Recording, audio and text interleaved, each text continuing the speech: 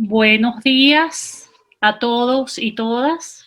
En nombre del equipo, de todo el equipo del Observatorio de Derechos Humanos de la Universidad de los Andes, les damos la bienvenida a nuestra cuarta sesión del Diplomado Sistemas Internacionales de Protección de los Derechos Humanos en su modalidad virtual. Damos la bienvenida también al profesor Daniel Cerqueira, quien es director del programa en la Fundación para el Debido Proceso. El profesor Cerqueira es licenciado en Derecho por la Universidad Federal de Minas Gerais, en Brasil, Relaciones Internacionales por la Pontificia Universidad Católica de Minas Gerais, Brasil, maestría en Estudios Legales Internacionales con distinción honorífica por la Universidad de Georgetown. Trabajó como abogado de la Comisión Interamericana de Derechos Humanos, habiendo desempeñado funciones en la Relatoría Especial para la Libertad de Expresión, el Grupo de Protección y la Sección Regional Andina II, Bolivia y Perú. Se unió al equipo de la Fundación para el Debido Proceso en enero de 2014 para trabajar en el programa Derechos Humanos y Recursos Naturales. El profesor Cerqueira nos hablará sobre el sistema OEA para los derechos humanos. Les recordamos que el chat está abierto para que hagan sus preguntas escritas y los dejo entonces con el profesor Daniel Cerqueira, que sea hoy una sesión muy aprovechada y muy útil. Gracias. Muchas gracias, Mayda. Antes que nada, quisiera agradecer la invitación, felicitar la iniciativa del Observatorio de Derechos Humanos de la Universidad de los Andes. El plan original era que yo pudiera acompañarles personalmente. Ya teníamos, de hecho, previsto pues un viaje para el mes de abril. Lamentablemente, por la calamidad que toda la humanidad pues está viviendo, no fue posible en esta ocasión, pero ojalá tengamos el chance de vernos, ¿no?, en persona y compartir también experiencias y también iniciativas. Yo vengo de Brasil, llevo ya varios años viviendo acá en Estados Unidos, hablo desde Washington, y desde hace más de 6 años trabajo en la Fundación para el Debido Proceso. Mayda me ha solicitado hablar con ustedes un poco de cómo el Sistema Interamericano de Derechos Humanos funciona, sus principales mandatos, pilares de trabajo, y abordar algunos temas más específicos que ojalá sean de relevancia para ustedes en Venezuela. En concreto, derechos económicos, sociales, culturales y ambientales, en lo sucesivo DESCA, y también algunos temas vinculados a empresas y derechos humanos. Antes de empezar a platicar con ustedes, yo quisiera también manifestar mi solidaridad con todos los venezolanos y venezolanas. Tengo muchos amigos, personas allegadas que son de Venezuela, y me consta de primera mano el drama, ¿no?, que ustedes viven desde hace muchos años. Ojalá que en algún momento también ustedes logren reconstruir un país que es admirable, que ha sido pues un hito para Latinoamérica en varios aspectos, empezando por el mismo sistema interamericano. Y quiero recordar que el primer presidente de la Comisión Interamericana de Derechos Humanos es un expresidente de Venezuela, Rómulo Gallegos. Voy a hacer, en primer lugar, una pequeña exposición sobre mi fundación. No quisiera ser muy parroquial, pero más que nada para que ustedes entiendan un poco la forma como nosotros trabajamos, porque más allá de compartir un conocimiento, creo que ese tipo de espacio sirve para formar alianzas, ¿no? Si hubiera interés en el trabajo de nosotros, si en algo seamos útiles para la lucha por los derechos humanos de ustedes, voy a dejar también mis contactos personales y con mucho gusto podríamos entablar un diálogo, digamos, de seguimiento, ¿no?, a ese primer contacto. La Fundación para el Debido Proceso, en inglés se llama Due Process of Law Foundation. El término due process en inglés tiene una connotación un poco distinta a lo que es en español debido proceso. Due process en esencia significa el respeto al Estado del Derecho, el respeto a las leyes, digamos así, ¿no?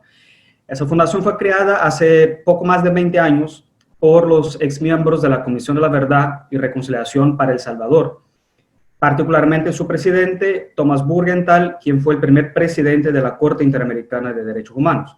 La idea de Burgenthal, por cierto, es un jurista muy consagrado acá en Estados Unidos. Entre otras cosas, es sobreviviente de Auschwitz y otros campos de concentración. Es de los pocos niños que ha sobrevivido al Holocausto en Alemania y en el este europeo. Y él crea la fundación con la idea de que funcionáramos en su momento como una suerte de think tank. Quisiéramos investigaciones, producción de material más analítico sobre el rol de los poderes judiciales durante conflictos armados internos y en el postconflicto. Con lo cual los programas más tradicionales o conocidos de DPLF son Independencia Judicial y Justicia de Transición, que hoy por hoy se llama Impunidad y Graves Violaciones de Derechos Humanos. Cubrimos esencialmente temas vinculados a justicia, no tanto reparación y memoria, que son aspectos también de justicias transicionales, ¿no? Al final de esa pantalla que estoy compartiendo, ustedes ven los programas de DPLF y el programa de Derechos Humanos y Recursos Naturales desde 2014 es dirigido por quien les habla. Y dentro de ese programa hemos realizado una serie de actividades que voy a mencionar a continuación, ¿no? Un poco de la metodología de trabajo de DPLF. Nosotros, a diferencia de otras organizaciones regionales como SEGIL, no litigamos como tal, no presentamos peticiones, denuncias o solicitudes, por ejemplo, de protección a los organismos internacionales. En ese rubro nosotros asesoramos organizaciones o personas, pero la parte más importante de nuestro trabajo consiste en la producción de información, sistematización de lo que dice el derecho internacional en los distintos programas en los que trabajamos y un acompañamiento a movimientos sociales y a la sociedad civil para perfeccionar su trabajo de incidencia y cabildeo. Me refiero, por ejemplo, a cuando una organización participa de una audiencia temática ante la Comisión Interamericana. Ya voy a hablar un poco sobre eso, ¿no? Y lo que buscamos, nuestro mandato, es que los estados, sobre todo los agentes que operan a través del derecho, jueces, fiscales, muchas veces también los propios congresistas y funcionarios del Poder Ejecutivo, utilicen en sus decisiones políticas, y en el caso de los jueces, en su jurisprudencia, los parámetros del derecho internacional de los derechos humanos, ¿no? Acá un poco un pantallazo de lo que hemos hecho, lo que solemos hacer para abordar el impacto de la extracción de recursos naturales en los derechos humanos, ¿no? Muchas veces nosotros buscamos trabajar con actores más, yo diría, de base, movimientos sociales, en otras ocasiones con actores más institucionales. En un ejemplo concreto, la propia Iglesia Católica. Nosotros asesoramos el Consejo Episcopal Latinoamericano, que es digamos, la cumbre de las Américas, en las Américas, ¿no?, de la Iglesia Católica. La sede está en la ciudad de Bogotá, en una audiencia temática que en su momento inspiró la creación de toda una línea de trabajo vinculada a derechos humanos y derechos de los pueblos indígenas, que se manifestó, entre otras, en una red episcopal latinoamericana, la red episcopal panamazónica, ¿no?, que es una red de entidades católicas que trabajan en la región de la Panamazonía, incluyendo obviamente algunos estados de Venezuela. Hay algunas personas que están alzando la mano. Yo dejo el criterio de Maida y Nelson. No tengo ningún problema si hay interrupciones, pero tal vez en seguimiento a la recomendación que me dio Maida, les recomiendo a los compañeros y compañeras que tienen las manos alzadas acá por el chat, que aguarden un poquito la presentación inicial y luego atiendo las preguntas de manera un poco más ordenada, si les parece, ¿sí? Bueno, entrando ahora un poco en la explicación del Sistema Interamericano de Derechos Humanos. Ese sistema existe, al menos el primer instrumento de su marco normativo, desde abril de 1948. En esa fecha se crea la OEA en la ciudad de Bogotá, un día después del famoso Bogotazo. Si ustedes se acordaron, probablemente Venezuela fue un incidente muy triste para la historia latinoamericana y colombiana, en donde se asesinó un entonces candidato presidencial de línea liberal de izquierda, y la ciudad fue tomada, ¿no?, por manifestantes y quemaron buena parte de una de sus principales calles hasta hoy, o carreras, la carrera séptima. Bueno, en esa ocasión estaban reunidos los principales jefes de Estado del continente y crearon la propia organización de Estados Americanos. Y en ese contexto se adopta la Declaración Americana sobre los Derechos y Deberes del Hombre. Vale mencionar que esa declaración antecede la misma Declaración Universal de Derechos Humanos de la ONU, que es de 10 de diciembre de 1948, por lo cual el sistema interamericano es pionero de alguna manera, ¿no? Es el primer instrumento, el primer sistema supranacional de derechos humanos creado después de la Segunda Guerra Mundial. Ese sistema está conformado por dos órganos. Uno de ellos es la Comisión Interamericana de Derechos Humanos, cuya sede está en Washington, D.C., y la comisión como tal fue creada en 1959 en la ciudad de Santiago de Chile, en una reunión de cancilleres de las Américas, ¿no? Ya había una previsión de una creación de una comisión interamericana en la propia Carta de la OEA de 48, pero eso se concreta solamente en 1959, ¿no? Ahí está una pequeña explicación. Es un órgano principal de la OEA, es decir, tiene autonomía frente a los demás órganos políticos de la organización, como la Asamblea General, la propia Cumbre de las Américas, que reúne a los jefes de estados, presidentes y presidentas, en el caso de países parlamentarios, primeros ministros, y el Consejo Permanente, que reúne a los embajadores de la OEA. Esos están ante la misión permanente de la OEA, ¿no? Esos están de forma permanente acá en la ciudad de Washington. Y también, por supuesto, la Asamblea General, que esa reúne los cancilleres y las cancilleres del continente, ¿no? La CIDH está compuesta por 7 miembros. Ellos actúan a título personal, no representan un país como tal, aunque en el caso venezolano hay una anécdota. Yo estaba en la CIDH cuando Venezuela en su momento aún presentaba candidatos a la comisión. Hubo un comisionado en su momento que fue muy criticado porque actuaba casi como un agente estatal del gobierno venezolano, que es Freddy Gutiérrez, ¿no? Entonces, estatutariamente y bajo la Convención Americana, los comisionados no representan ningún país, sino que actúan a título personal. Sin embargo, los países o gobiernos tienen que postular su candidatura para que la Asamblea General de la OEA los elija, ¿no? Su mandato es de 4 años, renovables por un único término.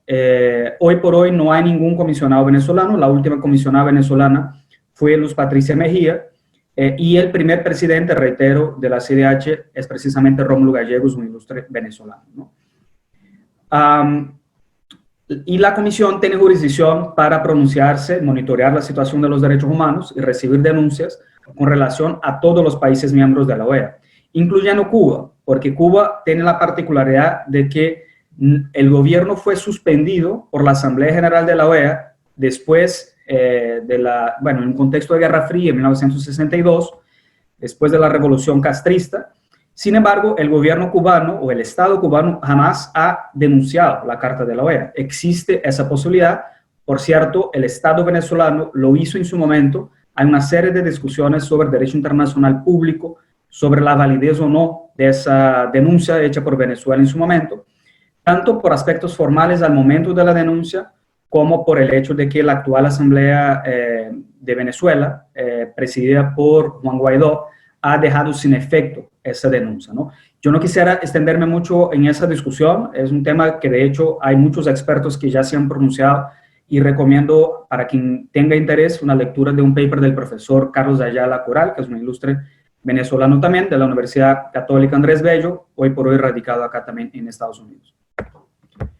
Acá están los principales instrumentos del sistema interamericano de derechos humanos. La misma Carta de la OEA contiene algunas cláusulas en materia de derechos humanos, y desde la Declaración Americana de 48 hasta la Carta Democrática Interamericana, o más bien, hay 2 convenciones, 3 en realidad, ¿no?, que son más recientes que la propia Carta Democrática. La Carta Democrática es del 11 de septiembre de 2001.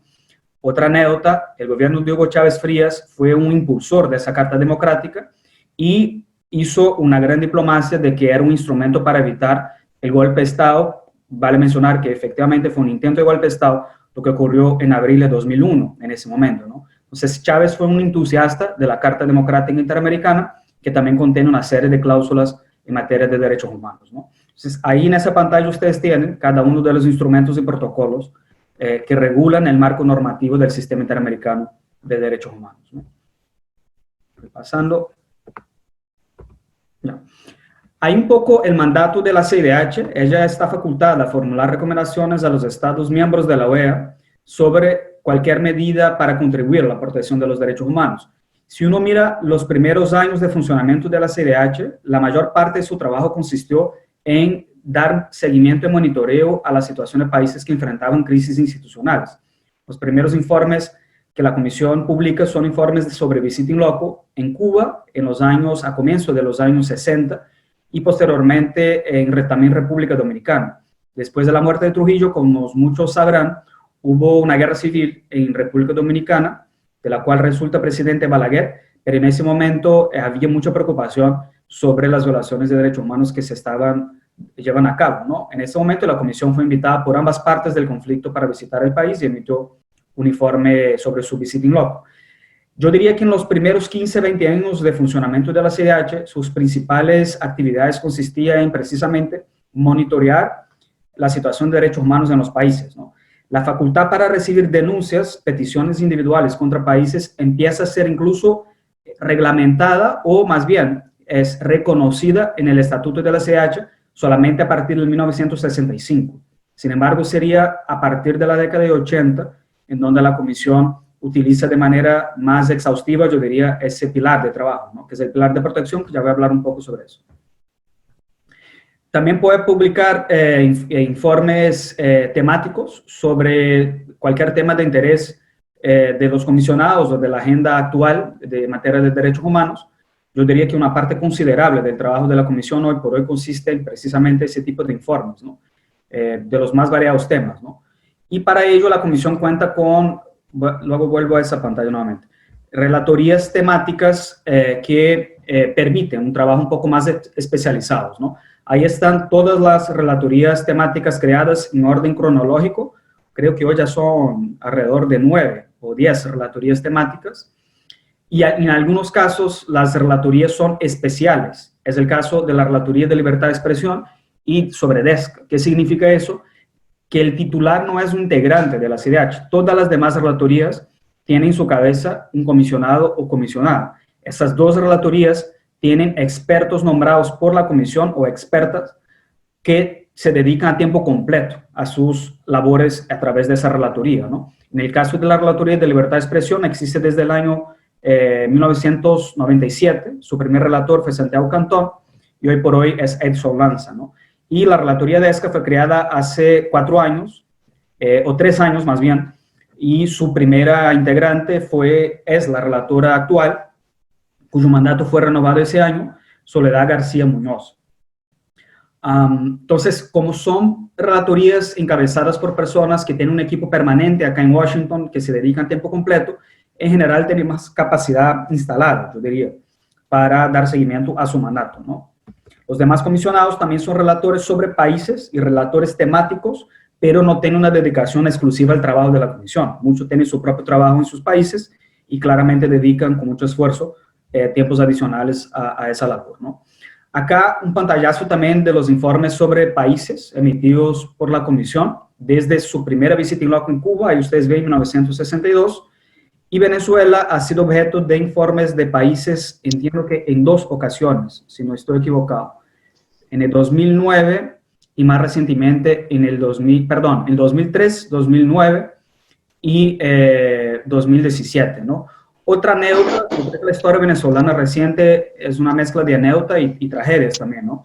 La visita in loco que la CIDH hizo a Venezuela en el año 2001, la delegación de la CIDH llegó a reunirse con Hugo Chávez Frías y Hugo Chávez agradeció públicamente la visita que le hicieron en la cárcel en ese momento, ¿no? Nunca hubo una escisión, una ruptura diplomática de Venezuela con la CIDH hasta varios años después, en donde ese discurso polarizante, ¿no? De que la CIDH es una suerte de apéndice del imperio americano, eso ganó fuerza mucho después de esa visita in loco de la Comisión Interamericana a Venezuela en el año 2001, incluso del informe de país del año 2003. Bueno, paso un poco la facultad vinculada a peticiones o denuncias, que es el sistema tal vez más conocido del sistema interamericano, el sistema, digamos, el pilar de trabajo, consiste en la posibilidad de denunciar una determinada violación de derechos humanos, cumpliendo ciertos requisitos previstos en la Convención Americana, Estatuto y Reglamento de ambos órganos, Comisión y Corte Interamericana, ¿no? En general, son requisitos de competencia y admisibilidad, agotamiento de los recursos internos, que la petición sea presentada no más de 6 meses de la notificación de la última decisión por la cual se agota esos recursos judiciales internos. En fin, todos ellos están en el artículo 46, 47 de la Convención Americana y 28 del Reglamento de la Comisión Interamericana, 28 29, perdón. Es una discusión que puedo tardar horas hablando sobre eso, es muy específica, si hubiera más interés puedo también compartir materiales concretos sobre eso, ¿no? Y en la propia página web de la CIDH hay un formulario, una cartilla más bien, que explica todos esos requisitos para quien tenga interés. En el caso de que la comisión emita un informe de fondo, ese informe puede llegar a la Corte Interamericana siempre y cuando el país determinado sea parte de la Convención Americana y acepte la jurisdicción contenciosa de la Corte Interamericana. Como ustedes o muchos sabrán, Venezuela en su momento denunció la Convención Americana sobre Derechos Humanos en el año 2012. o más bien, claro, renunció en 2012 y eso tuvo efecto en el año 2013. Hay también una discusión compleja sobre la validez de esa denuncia, incluso por el hecho de que la Asamblea Nacional de Venezuela ha dejado sin efecto ese tipo de actos. En todo caso, durante mucho tiempo, a pesar de la denuncia a la Convención Americana sobre Derechos Humanos, tanto la Comisión como la Corte mantienen competencia para conocer todos los hechos perpetrados antes de esa fecha, o sea, septiembre de 2013. La Comisión sigue con competencia para dar seguimiento a las violaciones de derechos humanos que ocurren en Venezuela, eso sí es incontestable, por el hecho de que Venezuela siguió siendo parte de la OEA. Muchos países ni siquiera han ratificado en ningún momento la Convención Americana, es el caso de la mayoría de los países caribeños anglófonos, Canadá y Estados Unidos.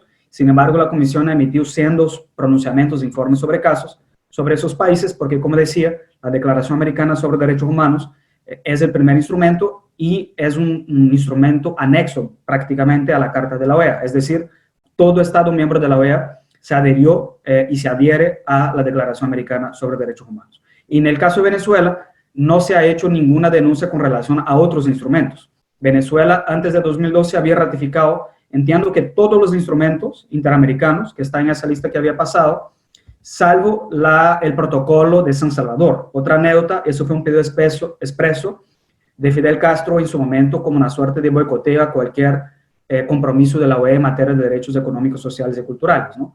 Es el único país del ALBA que no ha ratificado el protocolo de San Salvador, todos los demás lo han hecho, ¿no?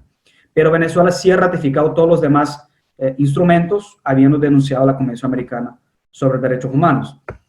Una última anécdota, no quiero convertir la exposición en una anécdota, yo tuve la oportunidad de leer o ver con mis propios ojos el documento original de la Convención Americana sobre Derechos Humanos, y ahí vi la firma del entonces presidente de Venezuela en 1969, que es la fecha de adopción de la Convención Americana, al lado de la firma de Jimmy Carter, el entonces presidente de Estados Unidos, ¿no?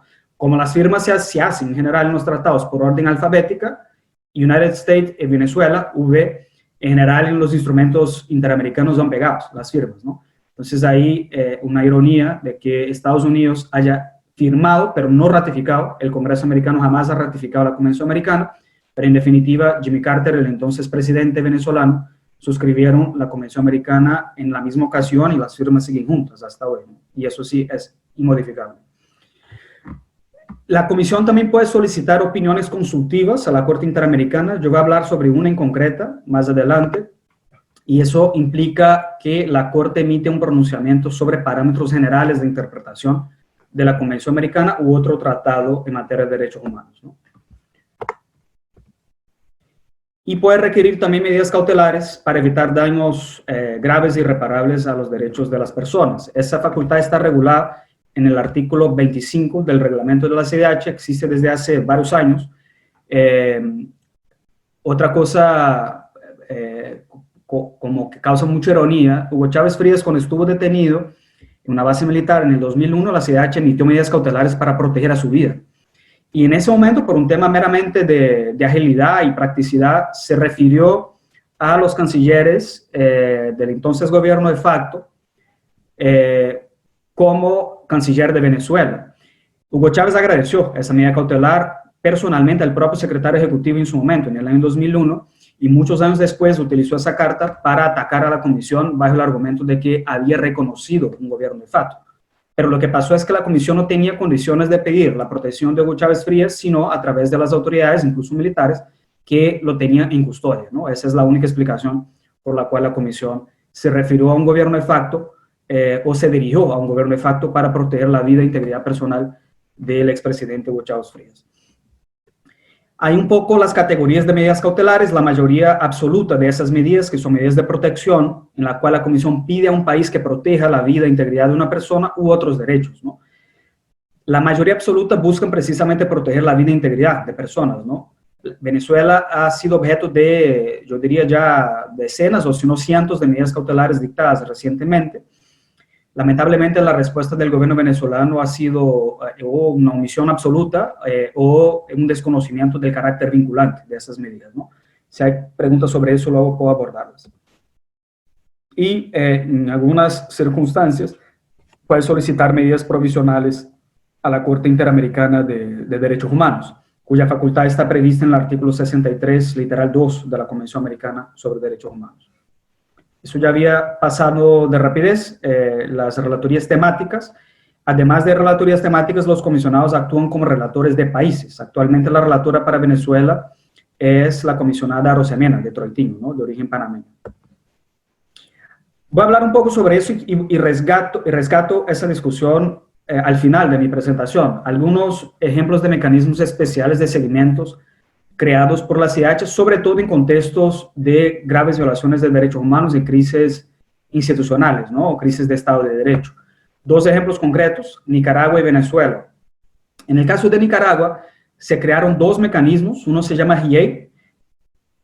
En realidad, el primer GIEI creado por la CIDH, que se llama Grupo de Expertos Independientes o Grupo Interdisciplinar de Expertos Independientes, fue creado para México por un común acuerdo entre el Estado mexicano y los solicitantes de unas medidas cautelares para 43 estudiantes desaparecidos en la ciudad de Iguala. Eran normalistas de la ciudad de Ayotzinapa, es un caso muy conocido y muy triste, y ambas partes, Estado y peticionarios, acordaron que la CIDH creara ese mecanismo para investigar o acompañar las investigaciones por esas desapariciones. ¿El chat desapareció? ¿Ustedes me escuchan bien? ¿Por qué se formó todo eso así en escolar? Creo que hay alguien que tenga el micrófono prendido, solo una alerta por si por favor pudiera apagarlo. Muchas gracias. ¿Qué es eso? Pues yo no sé. Mi mamá, ¿qué está haciendo? Nada, no estoy haciendo nada. Déjenlo así. Disculpe, profesor, ya tomamos control. Podemos continuar. No se preocupe. Yo a veces me pierdo también. Les pido perdón por si alguna falla técnica es atribuible al expositor, en ese caso yo. En el caso de Nicaragua, en común acuerdo entre el gobierno de Daniel Ortega, la OEA y la CIDH, se creó en mayo de 2018, se crearon dos mecanismos. Un grupo de expertos independientes, que ahí está el mandato, que iba a analizar los hechos de graves violaciones de derechos humanos y emitir un informe sobre sus hallazgos, digamos, y un otro grupo que se llamó, o se llama hasta hoy, MECENI, que es el Mecanismo Especial para el Seguimiento a la Situación en Nicaragua, ¿no? Ese grupo sigue existiendo, pero por casi un año estuvo vigente con sede en la ciudad de Managua. Yo hice una visita en su momento, en septiembre de 2018, y hablé con los integrantes del MECENI, ¿no? Es un equipo técnico de apoyo a la comisión, son todos abogados, abogadas y otros expertos y expertas, otros profesionales de la Secretaría Ejecutiva que apoyan el trabajo de monitoreo a la situación en Nicaragua, que es un tanto dramática, ¿no? Vi con mis propios ojos también y acompañan algunas organizaciones de ese país. En el caso del GIEI, ese grupo emitió su informe final en diciembre de 2018. Ellos, de hecho, iban a emitir su pronunciamiento desde la ciudad de Managua, pero fueron expulsados del país por el gobierno de Ortega Murillo. Murillo es la primera dama, esposa del presidente Ortega, y no logró ni siquiera cumplir su mandato en el país. Tuvieron que anticipar su salida por una, básicamente, represalia, ¿no?, del gobierno, que no estaba de acuerdo con los pronunciamientos que la comisión venía emitiendo en ese momento. Hay un abordaje en particular del GIEI que me parece muy relevante para el trabajo que los organismos internacionales de derechos humanos deberían, me parece, hacer en países como Venezuela, en donde no hay mucho incentivo para que los gobiernos cumplan recomendaciones en materia de derechos humanos. Y esas recomendaciones de ese GIEI fue dirigida a países distintos a Nicaragua. Por ejemplo, a los países miembros de la OEA con voz y voto en foros multilaterales como el Banco Interamericano, el Banco Mundial, para que condicionara sus préstamos a que esa plata no fuera utilizada para ampliar la capacidad represiva de los gobiernos, de ese gobierno, ¿no?, de Daniel Ortega en su momento. Y por otro lado, pide que los países miembros de la OEA investiguen las graves violaciones de derechos humanos que estaban siendo cometidas y siguen siendo cometidas en Nicaragua a partir del principio de la jurisdicción universal. Es un principio en materia penal que dice que para ciertos crímenes considerados hediondos por la comunidad internacional, si el país responsable o en donde ocurren esas violaciones o esos delitos no investiga y juzga a las personas, otros países u otras jurisdicciones podrían hacerlo. Es el caso, por ejemplo, del genocidio, la tortura, en donde hay una práctica ya consolidada de distintos tribunales, por ejemplo, Argentina, que invoca competencia para juzgar lo que pasa eventualmente en Venezuela, ¿no? ya sea porque la víctima o el victimario es argentino y el derecho argentino permite esa posibilidad, o ya sea por aplicación directa de ese principio del derecho penal internacional, que es el principio de la jurisdicción universal, en algunos casos cuasi universal. Por cuasi universal es el ejemplo, por ejemplo, de si un país que no juzga una determinada persona denunciada por graves violaciones o por un delito internacional, al menos debe extraditarlo para que otro país lo haga, ¿no? Otra vez es una discusión que podría rendir horas de debates. Mi organización en ese momento está particularmente involucrada en un proyecto para evaluar de qué manera se puede aplicar estas herramientas del derecho penal internacional heterodoxas para la situación de Venezuela. Si hubiera interés, yo podría explayarme un poco más o también ponerles en contacto con mis colegas de DPLF que están participando de ese diálogo, en particular Ramiro Díaz y la propia directora de DPLF, Katia Salazar, que por cierto me ha solicitado mandarles su más sentido saludo y también solidaridad a todos, ¿no? Y en el caso de Venezuela, hace ya algunos meses, o fue a fines del año pasado, se creó ese mecanismo especial para seguimiento de la situación de Venezuela. Lo puse en plural por un error de tipeo, lo siento. Eso fue creado en octubre de 2019, sigue funcionando y es un grupo asesor de la Comisión que tiene dedicación exclusiva para acompañar la situación en Venezuela, ¿no? Como ustedes, muchos habrán tenido conocimiento, la CIDH intentó hacer una visita in loco a Venezuela a comienzos de ese año, no fue autorizada por el gobierno, llámese gobierno de facto, como prefieran, de Nicolás Maduro a ingresar al país, y tuvo que hacer la visita in loco a través de información recibida desde la frontera con Venezuela en Cúcuta, ahí muy cerca de Mérida, muy cerca de ustedes, ¿no? Entonces, yo voy a volver un poco a eso después de comentar las observaciones de esa casi visita in loco, yo diría así, de la CIDH, cuyo informe preliminar fue emitido hace algunas semanas, ¿no? Dos temas específicos que quisiera abordar: derechos económicos, sociales y culturales. No me queda mucho tiempo, pero voy a tratar de ser rápido en eso. Hay una tendencia, yo diría pedagógica, de estudiar los derechos humanos a partir de una evolución cronológica, ¿no? Lo que se llama derechos de primera generación, segunda generación, tercera generación. Francamente es una herramienta útil en términos pedagógicos, pero falla en términos, yo diría, hasta epistemológicos o científicos, ¿no? Porque los primeros instrumentos internacionales que reconocieron derechos humanos no son en materia de derechos civiles y políticos, son más bien materias de derechos sociales y económicos, ¿no? El Tratado de Versalles, después de la Primera Guerra Mundial, crea la Organización Internacional de Trabajo, que en su momento empieza a emitir una serie de convenios en materia de derechos sociales, por ejemplo, ¿no? Y anticipa por varias décadas el marco internacional de derechos civiles y políticos que es post-Segunda Guerra Mundial, ¿no? Hubo una ruptura en algún momento de la década de 50 en el discurso político-jurídico hegemónico en Estados Unidos y en otros países occidentales, en los que se abrazaba con la misma fuerza, con el mismo ímpetu, los derechos económicos, sociales y culturales y los derechos civiles y políticos. Si ustedes leen, por ejemplo, la Declaración Universal, van a ver catálogos en el mismo cuerpo sobre derechos civiles y políticos y sobre DESC. La década de 50 fue una ruptura porque precisamente por la polarización de la Guerra Fría, los países del Oriente, los países socialistas, apostaron mucho más por un discurso diplomático en favor de los DESC, y los países del bloque occidental más bien sobre derechos civiles y políticos, ¿no? Esa polarización generó una serie de consecuencias en el marco institucional. Tengo algunos artículos escritos sobre eso también, les puedo compartir, y entiendo que ya había incluso compartido con la profesora Mayer, y si no, yo les vuelvo a enviar. Y a partir de la década de 90, con el fin de la Guerra Fría, se recupera ese discurso de la llamada indivisibilidad e interdependencia de los derechos humanos, ¿no? Todos los derechos tienen la misma importancia y en general la afectación de un determinado derecho conlleva también afectación de otros, de distintos rubros, civiles y políticos, económicos, sociales y culturales, ¿no? Sin embargo, institucionalmente todavía una serie de limitaciones, por ejemplo, en el protocolo de San Salvador, que es el protocolo del sistema interamericano que regula los DESC, para presentar denuncias en materia de derechos sociales, económicos, sociales y culturales.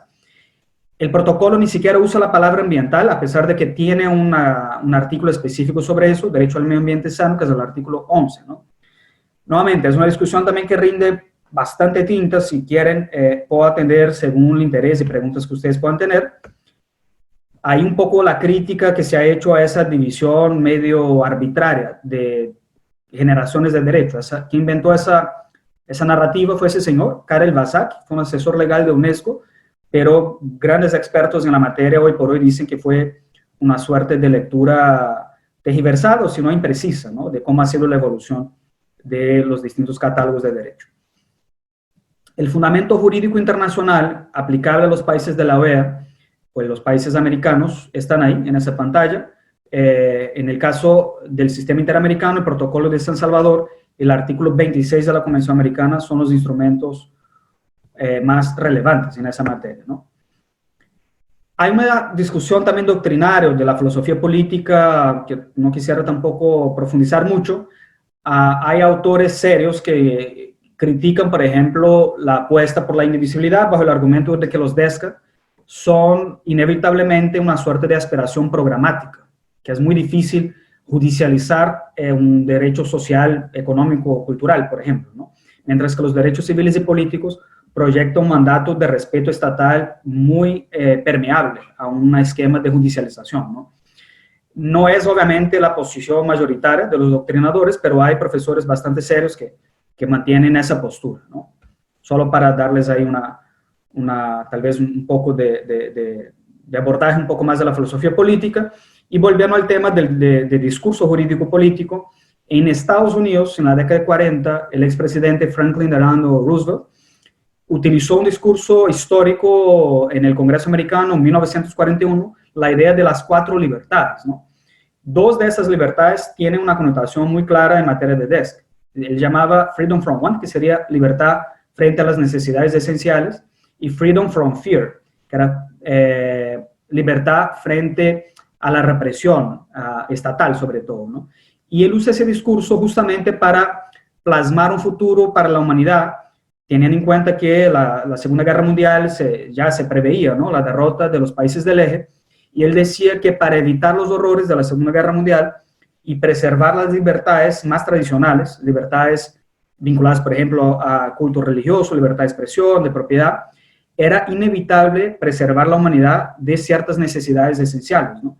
Justamente porque en la Alemania nazista y en Italia de fascista en su momento, las crisis económicas dieron lugar al populismo, la demagogia, crisis económicas y sociales, que implicó esencialmente a la destrucción de todas las demás libertades, ¿no? O sea, Roosevelt en ese momento básicamente defendía la idea de que no se puede conseguir ninguna libertad si las personas no tienen autonomía frente a sus necesidades esenciales, ¿no? Y creo que eso en Venezuela es muy diciente. Lo que está pasando en ese momento es precisamente una lógica muy kafkiana en donde las libertades más tradicionales, derechos civiles y políticos, están supeditadas también a recuperar un poco la autonomía de subsistencia de la población venezolana, ¿no? Mientras la situación de hambruna y de violación sistemática de derechos económicos, sociales y culturales en ese país no sea resuelta, será muy difícil reconstruir también las demás libertades, incluyendo el propio Estado de Derecho, ¿no? Bueno, es una impresión muy personal mía que de alguna manera se refleja en pronunciamientos de la propia Comisión Interamericana, ¿no? La exigibilidad de los DESCA es algo que ya viene siendo defendido por los comités de la ONU, particularmente el Comité DESC, y hay que hacer una diferencia entre lo que es exigibilidad y lo que es justiciabilidad. Exigibilidad es el carácter obligatorio de una determinada disposición del derecho internacional de los derechos humanos, ¿no?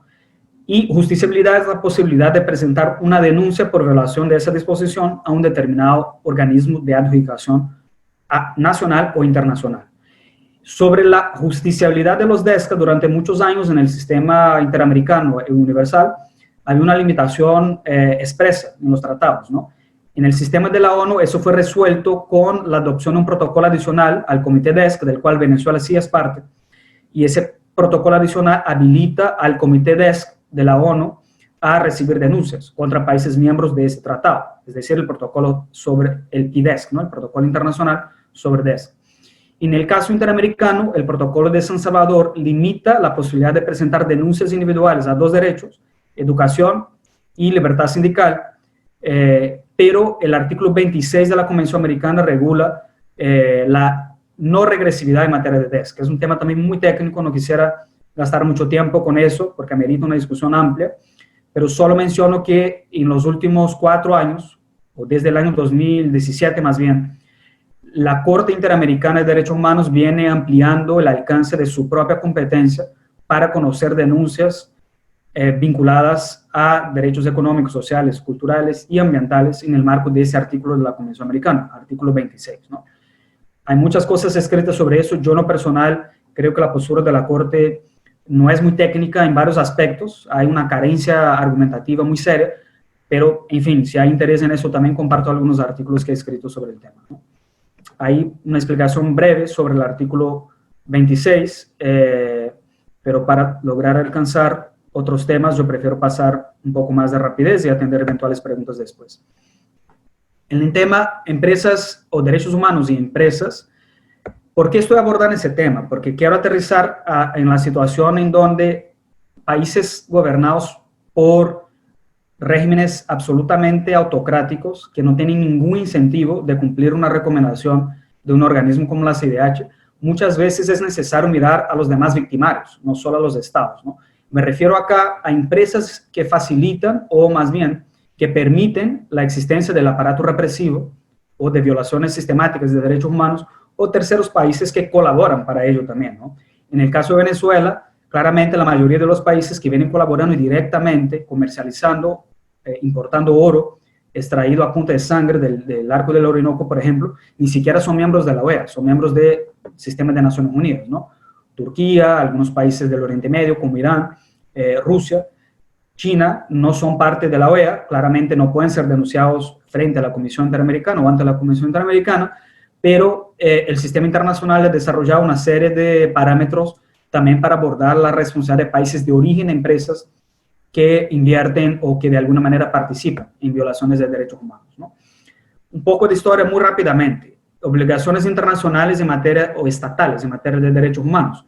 Si uno mira la evolución de las obligaciones en esa materia, inicialmente los derechos humanos ni siquiera eran considerados como algo oponibles a un Estado a través de un proceso, por ejemplo, de exigencia política o de judicialización ante el Poder Judicial. Si uno mira las primeras constituciones del mundo, Francia y Estados Unidos, no existía ningún derecho humano como tal, derecho fundamental. Todos los derechos humanos, los llamados Bill of Rights en Estados Unidos, son enmiendas a la Constitución americana, ¿no? No hay en el texto original de la Constitución americana un solo derecho fundamental. Y eso porque en ese momento, a fines del siglo XVIII, la idea de derechos humanos era una suerte de principio adjetivo que legitimaba la existencia de las repúblicas que nacieron, ¿no? Montesquieu y otros pensadores del iluminismo jamás pensaron que los derechos humanos fueran lo que hoy conocemos como son, como algo oponible, materializable y justiciable frente a estados e incluso contra particulares, ¿no? A lo largo del siglo XIX ya se desarrolla la idea de que los estados son obligados a respetar los derechos civiles y políticos, sobre todo de las personas, es decir, una obligación de abstención.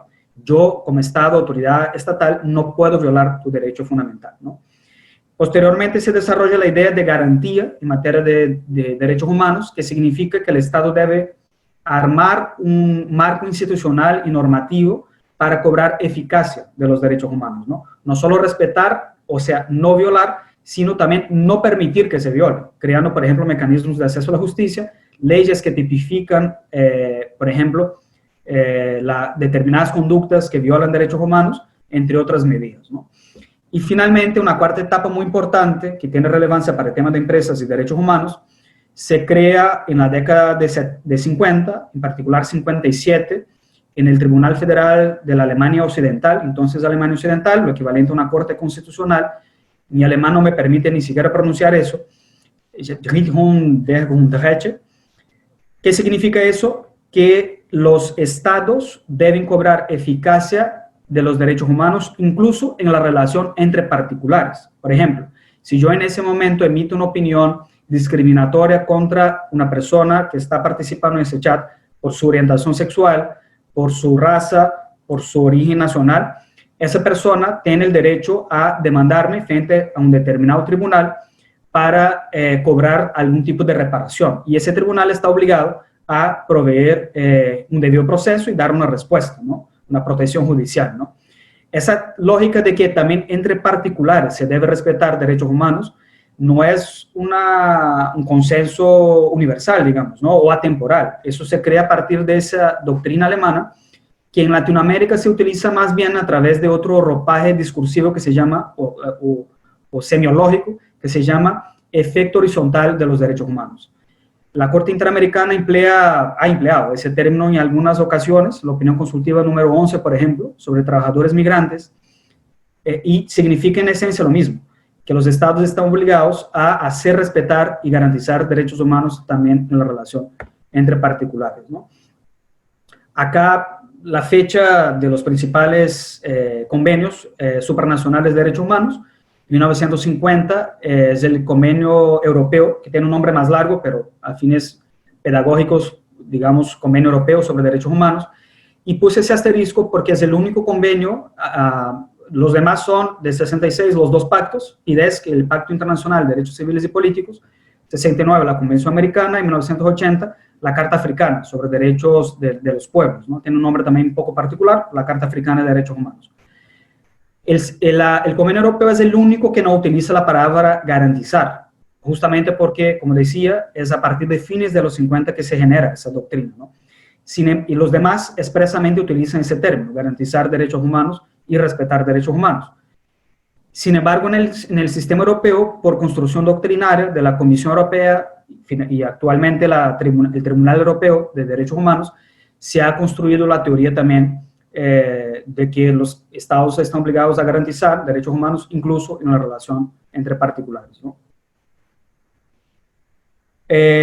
Con relación a actos de particulares, nuevamente, el sistema interamericano tiene una serie de decisiones vinculadas a casos de paramilitarismo, como los casos de Colombia, el caso de Guatemala, el caso Blake, en donde, nuevamente, dice que los estados están obligados a garantizar derechos humanos, lo que implica la prohibición de actuar con aquiescencia o tolerancia frente a violaciones de derechos humanos. Los casos de paramilitares son un poco atípicos porque, por definición, un grupo paramilitar es creado con algún tipo de concierto o colaboración estatal, ¿no? Pero con el tiempo la Comisión también empieza a emitir una serie de pronunciamientos en donde establece esas obligaciones de garantía frente a la actuación de empresas u otros tipos de particulares, ¿no? Uno de esos informes temáticos que por primera vez establece esa obligación, incluso con relación a países de origen de empresas, es ese que está abajo, pueblos indígenas, comunidades afrodescendientes, recursos naturales. Yo voy a hablar un poco sobre eso más al final con una diapositiva específica. Otros también órganos supranacionales, Tribunal Europeo y comités temáticos de la ONU se han pronunciado en la misma línea de esa doctrina alemana. Y con relación a la responsabilidad extraterritorial frente a actos de empresas, es una discusión un poco más reciente en el sistema interamericano. El sistema de Naciones Unidas tiene bastante más pronunciamientos sobre eso, en particular el Comité DESC, pero quisiera hacer alusión a dos instrumentos de la CIDH, uno de ellos reflejados en la diapositiva y el otro les comento solamente oralmente. Ese informe es de diciembre de 2015, fue publicado por la CIDH más bien en abril de 2016, y establece una serie de parámetros para los países de origen de empresa, ¿no? ¿Qué debe hacer un país cuando una empresa con sede o con registro bajo su jurisdicción viola derechos humanos en otros países, ¿no? Ahí están lineamientos generales sobre qué debe hacer ese país, ¿no? En primer lugar, fiscalizar, condicionar, por ejemplo, apoyo financiero, apoyo tributario, apoyo diplomático, a que esas empresas no violen derechos humanos en la jurisdicción de otros países, ¿no?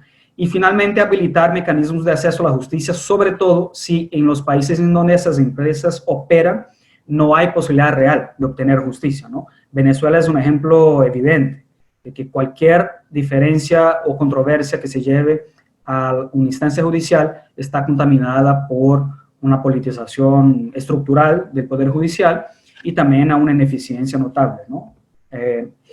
Bueno, ahí para poder aterrizar un poco las preguntas de ustedes, les dejo solamente esa pantalla y les recomiendo la lectura de ese documento o de esa diapositiva que está ahí, es la copia o la foto de un brochure de mi organización que resumimos el contenido de ese informe, ¿no? El informe es un ladrillo de unas 140 páginas, nosotros logramos, modestia aparte, convertir esas páginas en unas 10 láminas bastante más manejables, ¿no? Y está en los 4 idiomas oficiales de la OEA. Quien tenga interés está disponible en nuestra página web. Luego les comparto el link de la página web y ustedes pueden buscar, y mi correo también, por si tienen dificultad para encontrar. Esa opinión consultiva de la Corte Interamericana, ahí también es un brochure que mi organización hizo junto con otros aliados de la propia Corte Interamericana sobre la opinión consultiva 23, que fue solicitada por Colombia y que buscaba establecer parámetros, que la Corte estableciera parámetros sobre obligaciones estatales sobre medio ambiente y derechos humanos, ¿no? Y acá hay un abordaje también sobre daños transfronterizos y obligaciones de países de que las violaciones cometidas por empresas nuevamente sediadas en su territorio, en su jurisdicción, sean debidamente reguladas y fiscalizadas para que no se violen derechos en otros países, ¿no? Y otro aspecto, ese sí desarrollado solamente por la Corte Interamericana hasta el momento, de daños transfronterizos, ¿no?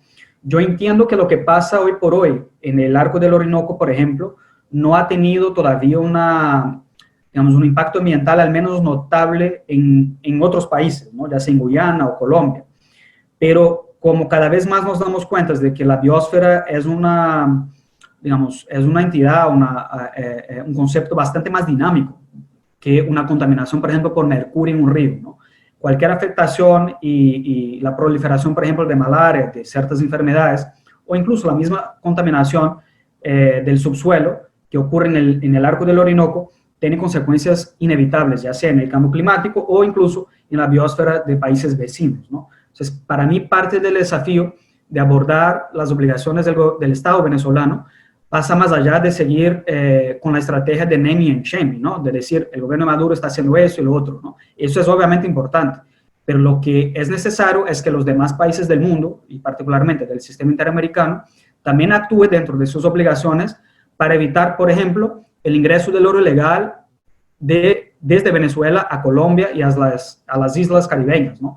Una parte considerable de ese oro, o tal vez la mayoría absoluta, que sale del Arco del Orinoco, que ocurre una fuente de ingreso muy importante para mantener vivo el aparato represivo del gobierno de Nicolás Maduro, está siendo blanqueado en distintos países, ¿no? Claramente de manera ilegal. Yo no creo que haya un concierto con gobiernos tampoco de Caribe, mucho menos de Colombia, para que haya ese ingreso, pero una forma de cumplir con las obligaciones de esos países frente a lo que ocurre, ¿no? En Venezuela sería un control más exhaustivo y eficiente del ingreso de ese oro ilegal, ¿no? Y también un control de las empresas con sede en Colombia, por ejemplo, que participan o negocian directamente con el gobierno represor. Hace poco salió un escándalo de participación de empresarios colombianos y mexicanos por el tema de las CLAPS en Venezuela, ¿no? Claramente una cosa que podría ser hecha en Colombia o en México es un juicio civil o eventualmente penal en contra de esos empresarios porque claramente están contribuyendo para que el régimen de Nicolás Maduro tenga condiciones para mantener, ¿no?, su aparato represivo en pleno funcionamiento. Luego de esa explicación sobre la opinión consultiva, justo me di cuenta de que no había adjuntado una presentación que tengo, pero les puedo compartir enseguida, sobre un otro informe de la CDH que se llama Empresas y Derechos Humanos, Estándares Interamericanos, ¿no? Mucho de eso de lo que estoy hablando está desarrollado también por la Comisión Interamericana en ese informe, y es un informe más reciente, de fines del año pasado, ¿no? Entonces, para quienes tengan interés también sobre de qué manera los países de la OEA están obligados a cumplir ciertos parámetros de actuación frente al actuar de empresa, incluso por obligaciones llamadas extraterritoriales, ese informe es de bastante utilidad. Y por último, 3 pronunciamientos recientes de la Comisión sobre Venezuela. No puse todos relacionados a medidas cautelares porque esos son casi semanales. La Comisión viene otorgando medidas de protección para venezolanos con mucha frecuencia. Esos 3 me parecieron importantes porque están un poco más vinculados a los temas de la exposición, ¿no? Y el segundo, el 8 de mayo, la Comisión presentó las observaciones preliminares. Ese es el título que usa la CDH, ¿no? Tras la histórica visita a Venezuela para monitorear situaciones de derechos humanos.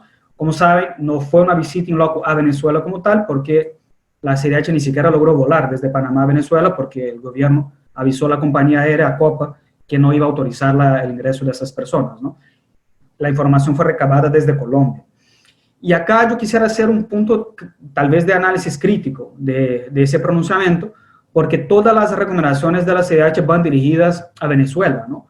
Creo que hoy por hoy esas observaciones no tienen mucho impacto. Yo creo que el paso que tomó el GIEI de Nicaragua, por ejemplo, de instar a que países distintos a Nicaragua investiguen y sancionen lo que está pasando en ese país a través de la jurisdicción universal, o incluso condicionando préstamos porque los países miembros, por ejemplo, del BID, del Banco Interamericano de Derecho de Desarrollo, o del Banco Mundial, ejercen voto. Ellos pueden condicionar préstamos, son, digamos, los dueños, ¿no? Son los asambleístas de esas instituciones, ¿no? Entonces, ahorcar financieramente un país podría ser, hay también mucha crítica a esa política digamos, de forzar a un proceso de transición, pero acá al menos el GIEI tomó el paso de alertar a la necesidad de condicionar, no necesariamente digamos, cerrar el grifo, pero al menos condicionar cualquier tipo de apoyo financiero o préstamo a que Nicaragua no usara esa plata para fines represivos, ¿no? En Nicaragua en particular, mi organización trabaja muy de cerca con organizaciones como Centro Humboldt y otros grupos que trabajan con temas de minería. ¿Y por qué no hemos, o sea, más bien no hemos querido duplicar el esfuerzo de trabajos de organizaciones como CEGIL y otras regionales o Amnistía Internacional que ven temas de derechos civiles y políticos? Porque estamos convencidos en primer lugar de que hay ya mucho trabajo en esa línea y en segundo lugar que es necesario también darle la vuelta a los victimarios, ¿no? Incluso empresas. Hay hoy por hoy 2 proyectos mineros muy grandes en Nicaragua gestionados por empresas mineras canadienses y Canadá, por un lado, lidera mucha discusión diplomática de crítica al gobierno de Daniel Ortega en Nicaragua, pero no hace prácticamente nada para evitar que sus empresas mineras sigan contratando con el gobierno de Daniel Ortega en Nicaragua y de alguna manera facilitando o aumentando la caja chica para mantener grupos paramilitares, ¿no? Sandinistas en ese caso, ¿no? Entonces, lo que buscamos es exponer un poco la ironía de muchos países que, por un lado, critican lo diplomático, muchas veces usan ese discurso para fortalecer su constituencia política. Acá en Estados Unidos es evidente. No estoy diciendo que, o no quiero, ¿no?, abrir una discusión compleja de de qué tan genuina es la postura de personas como Marco Rubio, pero en definitiva es un discurso que está muy dirigido a un grupo político acá en Estados Unidos, del ala republicano, siendo que Estados Unidos podría o pudo haber adoptado desde hace muchos años medidas más serias para evitar que sus empresas negociaran a punta de tolerancia con la represión en Venezuela, ¿no? Entonces, parte de lo que nosotros buscamos sensibilizar a organismos como la Comisión es que el naming and shame es importante, pero para países que ya han agotado cualquier posibilidad de transición y ya no se preocupan con la reputación que tienen frente a la comunidad internacional, es necesario pensar fuera de la caja, ¿no? Como dicen acá en Estados Unidos, out of the box. Y parte de ese pensamiento para nosotros es qué rol tienen las empresas que están operando todavía en esos países y qué rol tienen los países de origen de esas empresas, ¿no? En el Arco del Orinoco la dificultad es que aparentemente la minería es profundamente casera o ilegal, ¿no? Totalmente artesanal, que implica también el empleo de técnicas bastante destructivas del medio ambiente, y son grupos esencialmente criminales, ¿no? Ya sean militares, pranes, incluso presencia muy evidente del ELN y las FARC, pero no hay manera de extraer oro a esa escala sin que eso pase de alguna manera por un mercado formal, ya sea la minería de grandes empresas mineras o el círculo de la minería ilegal en algún momento tiene que terminar en alguna joyería o en oro oficial de algún país, ¿no? Oro de reserva, ¿no? Entonces, parte del desafío es precisamente trabajar para ver cuál empresa o cuáles empresas están facilitando ese blanqueo y cuáles países también están admitiendo o no están actuando de manera más diligente para evitar, ¿no?, ese flujo, ¿no? No hemos logrado todavía un trabajo tal vez tan exhaustivo en esa área. Creo que parte de mi misión cuando logre viajar a Venezuela es justamente reunirme con actores para tener ese mapeo un poco más claro y buscar también aportar con mucha humildad, ¿no?, dentro de nuestras capacidades, la exposición de esos victimarios, ¿no?, sean países de origen o empresas también involucradas. Sé que es mucha información, no pude ser tal vez tan específico en pocos temas, fue tal vez más bien superficial en varios, pero quedan ahí mis datos de contacto, cualquier duda o interés adicional a la orden para atenderlos, ¿no? Y con eso me quedo, les agradezco y con mucho gusto, si quieren, pasamos a la etapa de discusión y preguntas. Bueno, profesor Cerqueira, muchísimas gracias por su excelente presentación, interesantísima, realmente, con muchísimos temas que dan para una charla cada uno de ellos.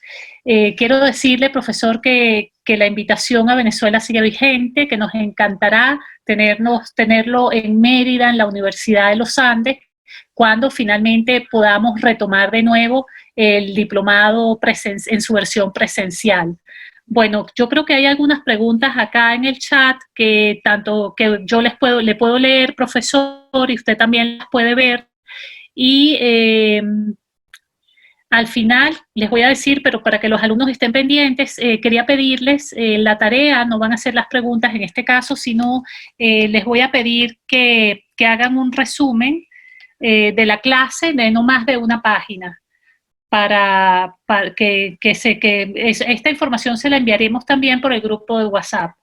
Bueno, creo que tenemos aquí la primera pregunta de Emerson Isquiel.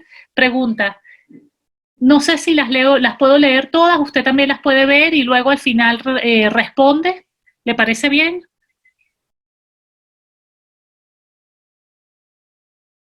Está silenciado. Qué pena, perdón. No sé si prefieres más bien, Mayra, porque yo como recién abro el chat, si ya hay preguntas que se repiten, si tú tienes ya la sistematicidad, tal vez sí puedes colaborarme y ahí yo atiendo según tu criterio. Vale, yo sistematizo. Hay una pregunta sobre qué medidas deben tomarse para avanzar hacia la independencia judicial en Venezuela y restablecer el Estado de Derecho. Hay otra pregunta que es totalmente distinta. Hay una prevalencia de los DESCA sobre los derechos humanos llamados de primera generación. Es decir, que no tiene sentido la libertad si antes no se ha resuelto el problema de la igualdad y el acceso equitativo a los bienes. Hay otra pregunta que es reiterada, que en general hacen siempre los estudiantes. Todos estos tratados, organismos en materia de protección de derechos humanos, en realidad, cuando un Estado no quiere cumplir las recomendaciones de los organismos de derechos humanos, no hay ninguna manera de obligarlos. Es decir, el problema de cómo obligar a un Estado a que se ajuste a las recomendaciones o a los tratados de derechos humanos. Es decir, cómo frenar la violación de derechos humanos cuando un Estado simplemente no quiere cumplir o no quiere hacer caso a las recomendaciones o se sale de los tratados, como en el caso de Venezuela. Otra pregunta que tiene que ver con una discusión que creo yo que es bastante amplia, pero bueno, si las empresas pueden violar derechos humanos, pensemos en una empresa privada, ¿cómo se compagina con el principio de que quien viola los derechos humanos es siempre el Estado y no los particulares? Eso ya, claro, remite a una discusión que puede ser un poco larga, pero es una pregunta también interesante. Hay otra pregunta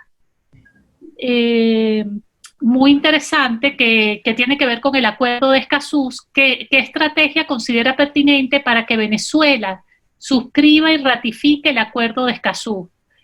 Lo digo porque es extremadamente preocupante el daño ambiental, especialmente el agua en el arco minero del Orinoco, otros lugares en donde no se están respetando los derechos ambientales.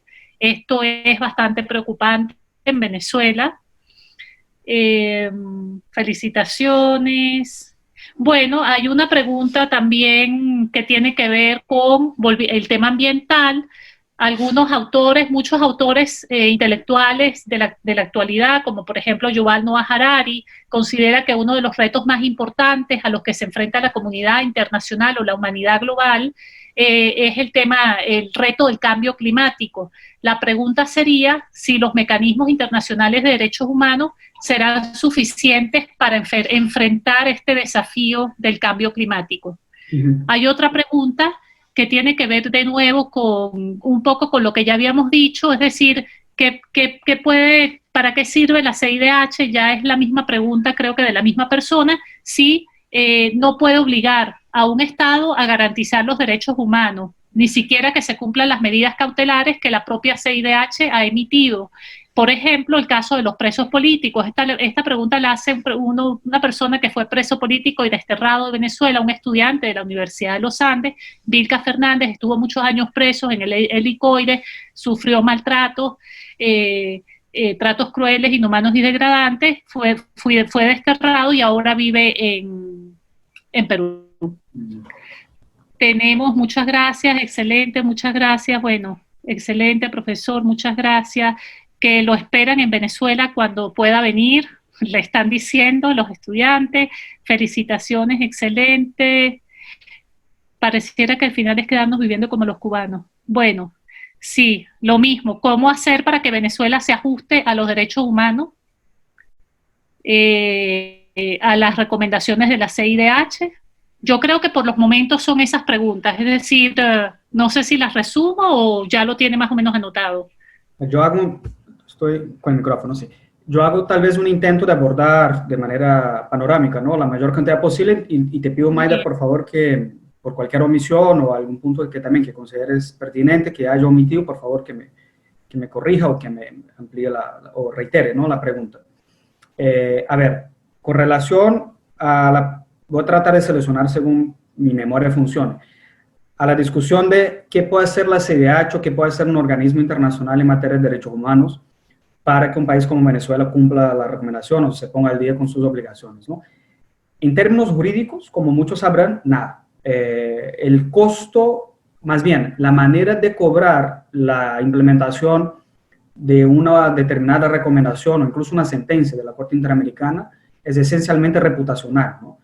En el derecho internacional, el único órgano que en teoría, pero esa facultad nunca fue implementada, que en teoría podría solicitar el uso de la fuerza para cumplir una decisión, es la Corte Internacional de Justicia, cuyo estatuto contempla la posibilidad de que el Consejo de Seguridad sea llamado a dar implementación a una determinada decisión, ¿no?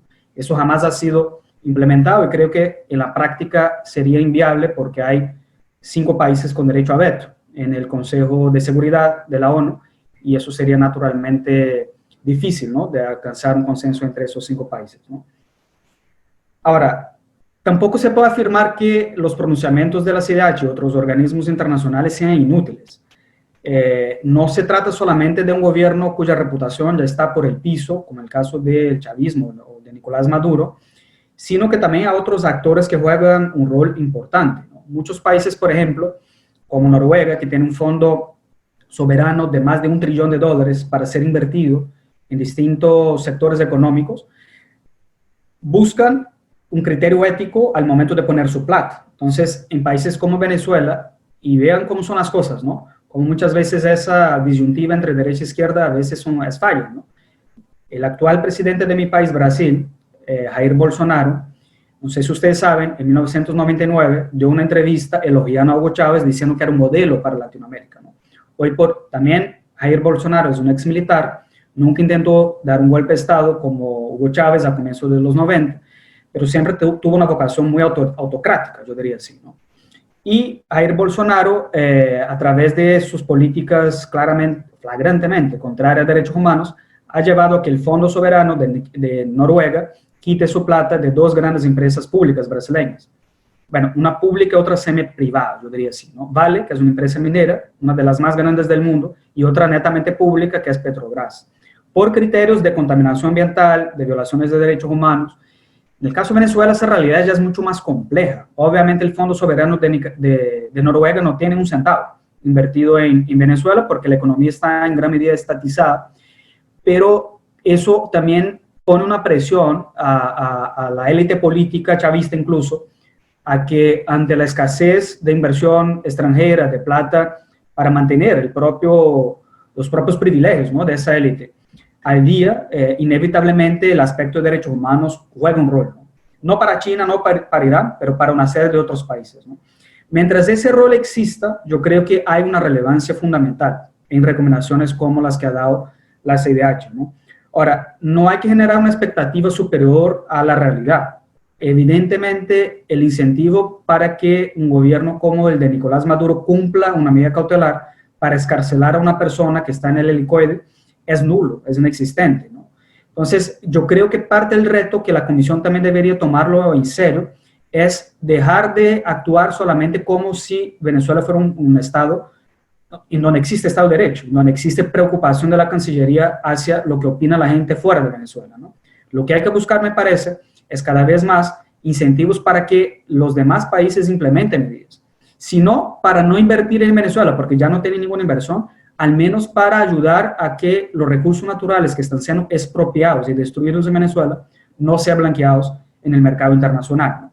Entonces creo que es parte del reto es ese, y me parece triste que la CIDH en su informe preliminar se haya limitado a recomendar una serie de cosas a Nicolás Maduro, a sabiendas de que eso va a entrar en un cajón, un bolsillo, sin una debida atención, ¿no?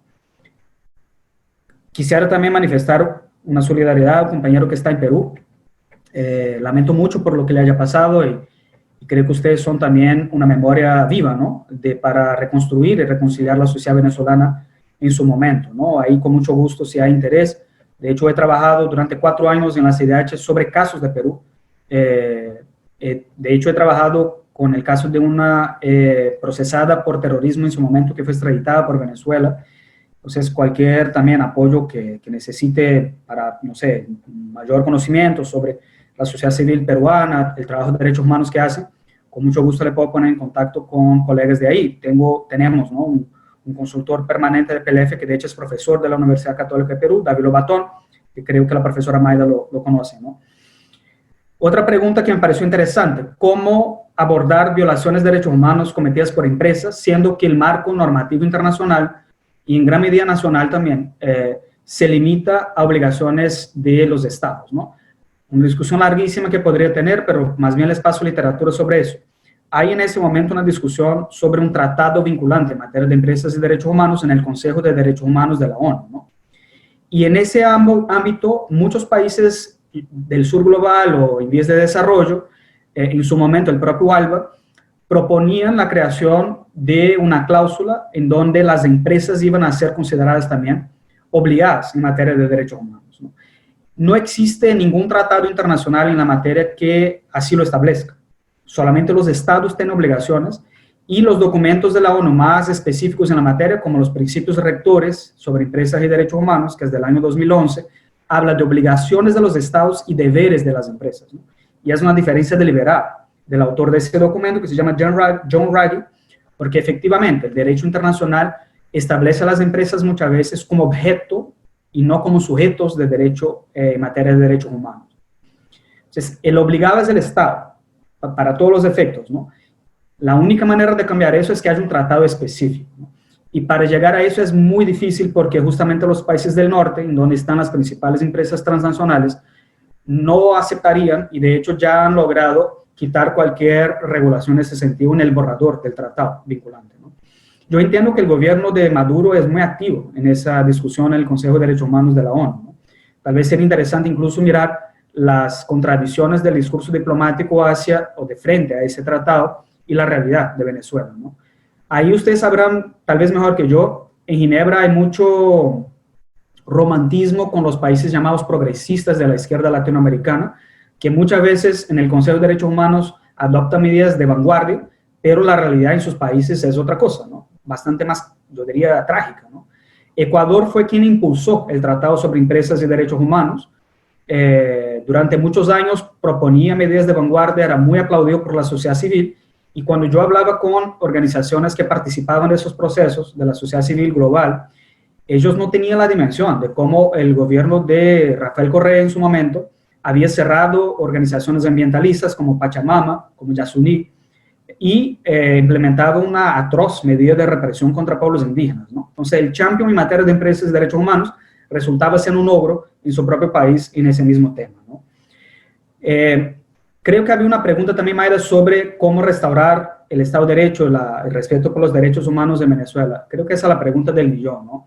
Hace unos años, yo creo que unos 4 años, no sé, Mayra, si te mandé un artículo que publiqué, una columna de opinión más política, sobre, en realidad, la democracia venezolana ya estaba desdibujada desde hace años, a partir del momento que el Estado de Derecho dejó de funcionar en Venezuela, ¿no? El chavismo siempre utilizó el discurso de que tenemos la voluntad popular en nuestro favor, cuando buscaba implementar medidas inconstitucionales y eso era frenado por las instancias de control del Poder Ejecutivo, en particular por el Poder Judicial. El chavismo proponía referendos y muchas veces ganaba, ¿no? Y cuando no ganaba, iba a través de la Asamblea proponer enmiendas constitucionales, ¿no? Cuando pierde la voluntad popular y Nicolás Maduro tiene una derrota que le da mayoría calificada a la oposición, ya a esa altura tenía el control de las instancias judiciales y otras de control del Estado, ¿no? Fiscalía, incluso la misma Defensoría del Pueblo. Entonces, creo que recuperar la democracia de Venezuela pasa en gran medida también por un proceso de recuperación del Estado de Derecho.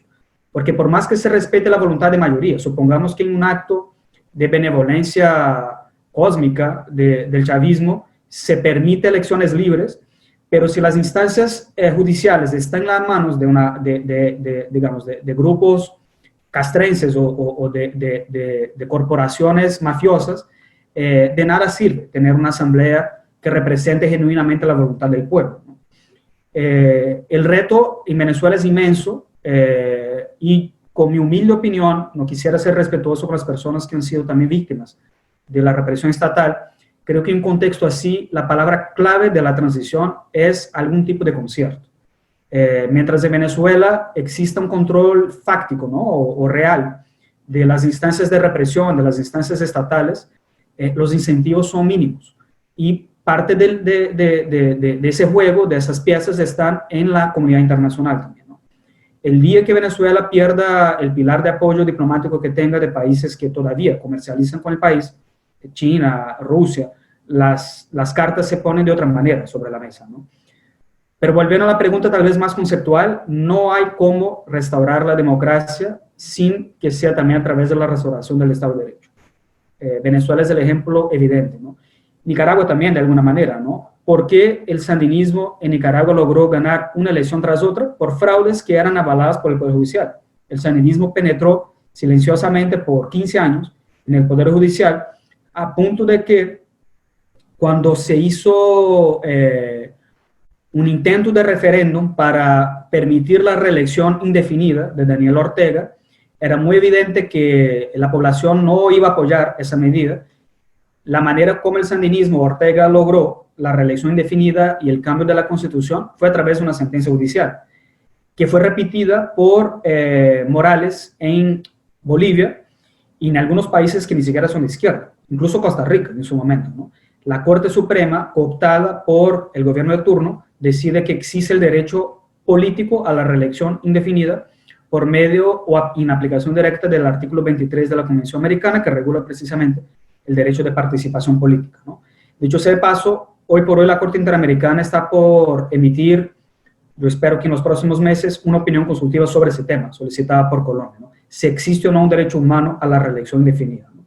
Mi lectura y la de gente muy seria es que obviamente no. La Convención Americana no protege el derecho a una reelección indefinida, sino que delega al marco constitucional de cada país regular, ¿no? Esos procesos. Acuerdo de Escazú, yo no sé cómo están realmente los debates en Venezuela. Creo que una vuelta a la tuerca también en Venezuela para salir del monomotemismo, yo diría, o el convencionalismo de recomendar que cesen graves violaciones de derechos humanos, podría venir también de la ambiental. O sea, ¿cuál es el rol que está jugando Venezuela a través de la destrucción ambiental en su propio territorio, en el cambio climático, por ejemplo, ¿no? Y ahí creo que algunos países son un poco más permeables a una discusión, al menos, ¿no? Incluyendo China, ¿no? Para China, las violaciones de derechos humanos en cualquier país es un tema de autonomía interna, de soberanía interna, ¿no? Ya cuando uno habla de cambio climático, por ejemplo, China ha sido bastante activo en las negociaciones del Acuerdo de París. No estoy diciendo que a China le preocupa el cambio climático generado por la exploración del Arco Orinoco, porque de hecho hay empresas chinas que participan directamente de esa exploración. Pero tú al menos cambia un poco la narrativa de que no se trata solo de violaciones de derechos humanos, que están masacrando a campesinos en esa zona, que hay esclavitud, hay miembros del ELN esclavizando a muchas personas en esa región de Venezuela, ¿no? Sino también de que eso genera un impacto en cambio climático que afecta a toda la humanidad. Entonces creo que parte de la vuelta a la tuerca podría venirse por ahí, pero hasta donde entiendo, Venezuela no ha dado ni siquiera un primer paso para la firma del Acuerdo de Escazú, ¿no?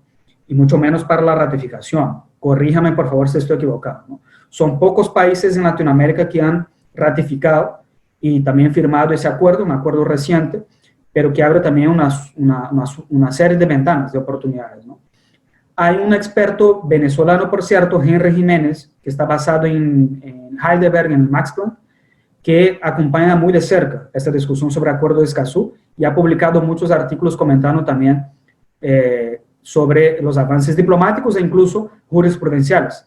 Hay un juez, por ejemplo, en Argentina, que toma una decisión utilizando el acuerdo de Escazú sin que Argentina haya ratificado el acuerdo de Escazú, ¿no? Es muy interesante cómo ese instrumento ha inspirado la propia interpretación del derecho, incluso en las jurisdicciones que no tienen el instrumento ratificado como tal, ¿no?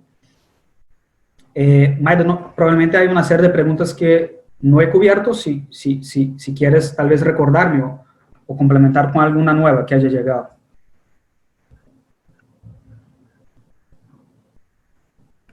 Tienes el micrófono apagado, Maida. Sí.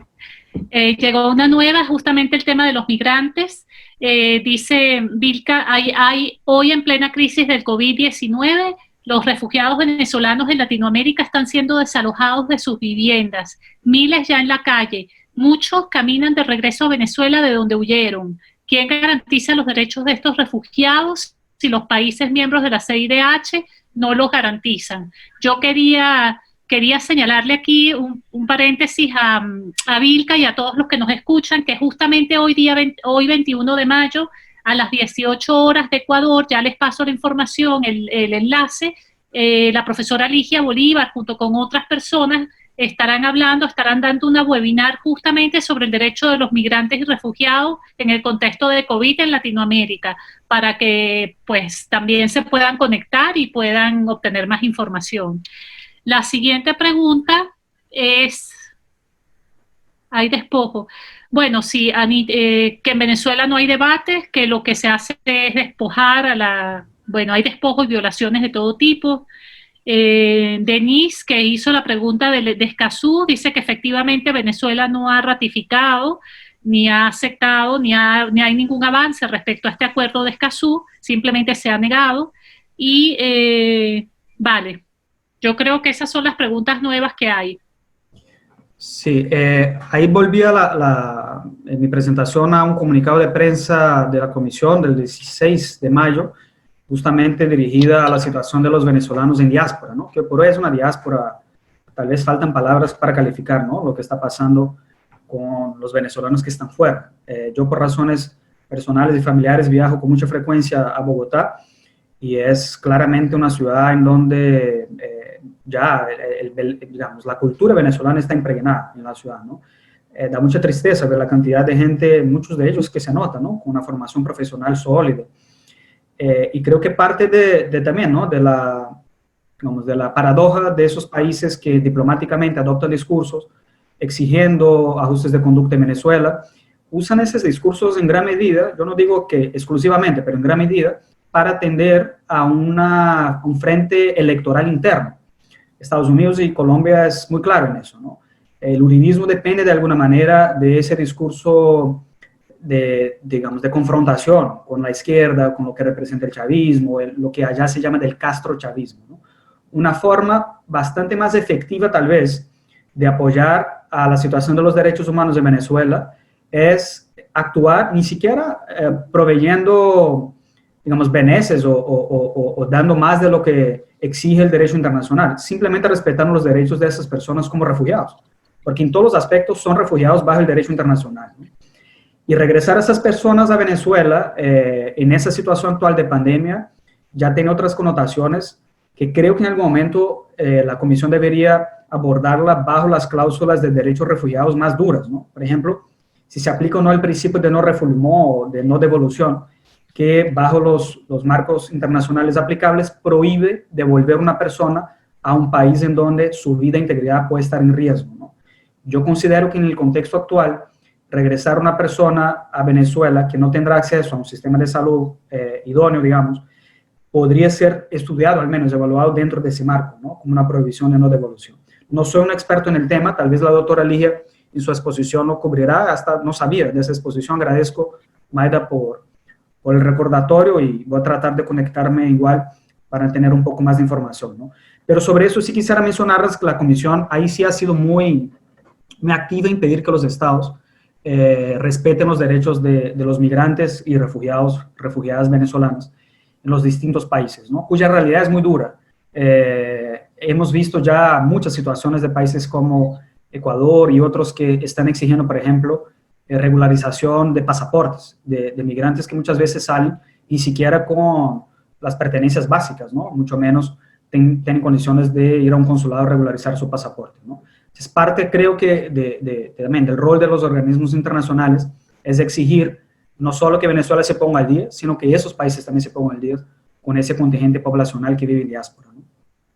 Y sobre Acuerdo de Escazú no me extraña, pues que en Venezuela no se haya dado muchos pasos. Yo creo que en Venezuela lo que se vive es más bien un retroceso en los compromisos internacionales en materia de derechos humanos y no nuevos compromisos, ¿no?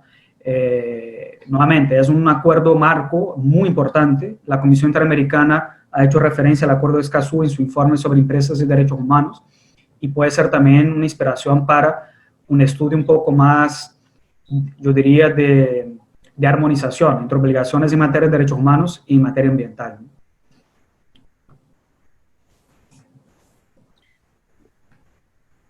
Bueno, si no hay ninguna otra pregunta, reiterarle el agradecimiento, de verdad, y por supuesto la aceptación de participar al profesor Daniel Cerqueira, decirles a todos que, como saben, esta clase, tan pronto esté editada, va a ser colgada en el canal de YouTube, de modo que las personas que se les cortó la luz puedan volverla a escuchar o puedan escucharla completa.